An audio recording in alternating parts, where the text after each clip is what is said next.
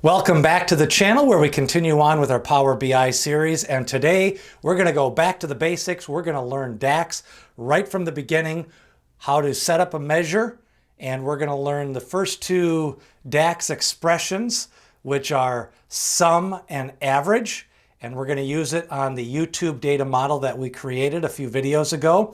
So follow along, learn DAX, learn the basics, start slow. Remember, the best way to learn DAX is to know your model, start with a small data set, and think about the measures that you want to build out so that you can track your data. So we're going to learn DAX today. We're going to learn the sum and the average in DAX. Let's go to Power BI. We continue on with building a Power BI data model. We left off in our last video. You can see that in the link above, building a data model part 1, where we have a one-to-one relationship between a calendar table, which we built out using Power Query, and YouTube data. And both of those came from an Excel spreadsheet that we connected to using Power Query. What we have to do next is make our calendar table. So from the model view, we are going to go back to the data view, and we are going to mark the calendar as a date table. And the primary key is going to be the date column. And what that does is indicate, for using time intelligence functions that we're going to be using later on in our data model, that the calendar table is now a date table. And if you go back to the data model view, you'll see that the calendar has this little icon, and that is where we are going to start next in our Power BI model. We now have our data model complete, and we can start working on DAX. Again, today we're going to learn how to use DAX and basically the syntax for DAX, which is the name of the measure and then the function. And we're going to concentrate on two functions, sum and average, which are some of the most common functions that you're going to use. Basically, you can make totals or averages of the columns. The best way to learn DAX is to actually get in there. The more you know your data, that is going to help you think about how to do your DAX measures. So in this data set, we have the YouTube data, which is our fact table. And we have minutes, revenue, views, and watch hours. Those are the different types of measures that we can create. And with the calendar table, which is the lookup part of the data model, we have day of week, month, quarter, start of month, start of week. Those are how we're going to filter the data. Now, one of the things, remember, with DAX is it's not like a formula in Excel. For those of you that come from Excel, DAX is a formula that only has context when you use it inside a visualization. So by itself, it's just a formula. So we're going to create our first DAX measure, and we're going to click on the YouTube data set and right-click New Measure. And what this is going to do is bring up the DAX formula. And there's three components that you want to have for your DAX measures, and then you want to have your column name as well. So you want to have the name of the measure, the function name, the table name, and the column name. So the name of this measure is going to be total revenue, which is going to be a sum of all the revenue in the data set. So total revenue is the name of the measure. Now, to get to the next line of syntax for DAX, you want to hit Shift-Enter, and that'll bring up the next line. Now, what we want here is the sum. That is the measure we're going to learn, and that is the function. And now we want to look for, this is called IntelliSense, which brings up all of the different options that we can sum. Now, we want to sum up revenue. And by typing in revenue, YouTube revenue is the column that we want to sum. So then you hit Tab. Now we want to close out that expression, hitting Shift-Enter. And one of the things you want to do is format your DAX. So we're going to bring YouTube revenue to that line, and now you have to close out that expression. So total revenue, which is the name of the measure, sum is the function, the table name is YouTube, and the column name is revenue, and that closes out the function. So by hitting enter, that will create the measure inside the YouTube data set, and it's now called total revenue.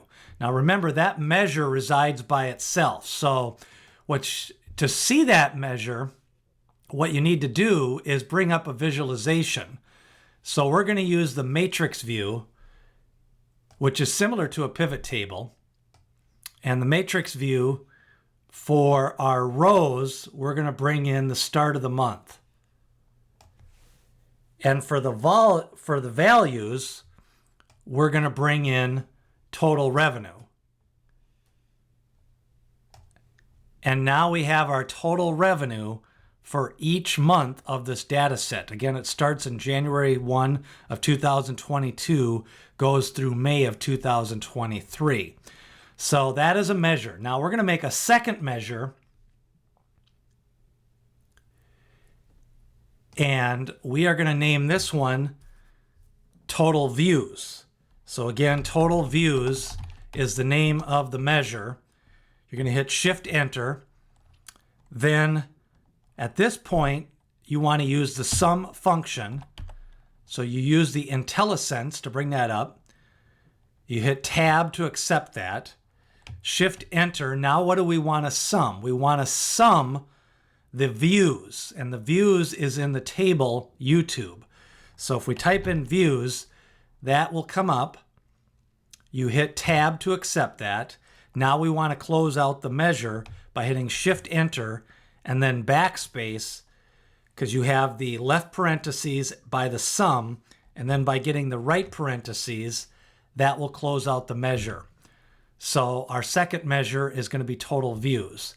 And again, to see that inside the matrix, you bring total views into the matrix. So now we have total views by month. So now we're going to use that very similar for the average function. Average function works very similar, new measure.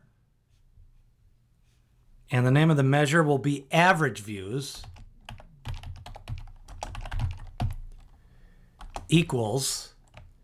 At that point, you hit Shift Enter, and now you're going to have average. That is the name of the function. And then we're going to format the DAX by Shift Enter. That'll bring up a new line. We want to do the average number of views. So type in views. So the table is YouTube. The views is the column.